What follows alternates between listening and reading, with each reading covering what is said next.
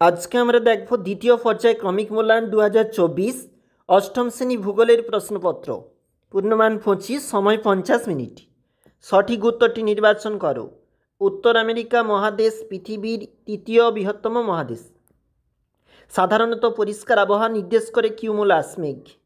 মরুপ্রায় ক্যালিফোর্নিয়ার উপত্যকাকে কৃষিপ্রধান অঞ্চলে পরিণত করেছে কলোরাডো নদী। দক্ষিণ আমেরিকা মহাদেশটি 70% উষ্ণমণ্ডলে অবস্থিত। কোন মেঘের আরেক নাম বাম্পি ক্লাউড? স্ট্র্যাটোকিউমুলাস। উত্তর আমেরিকা মহাদেশটি কত খ্রিস্টাব্দে কে আবিষ্কার করেন? 1501 খ্রিস্টাব্দে আমেরিকো ভেসপুচি।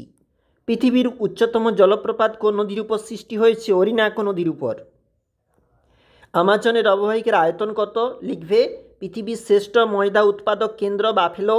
এবং দেখো যে তাপমাত্রায় বায়ু সম্পৃক্ত হয় তা হলো ওই বায়ুর শিশিরাঙ্ক। মিসিসিপি মিসৌরি উত্তর আমেরিকার দীর্ঘতম নদী। পৃথিবীর বৃহত্তম নিকেল খনি সাডবেরি। চারের দাগের প্রশ্নগুলির জন্য 2 মার্ক রয়েছে, তোমরা দেখবে।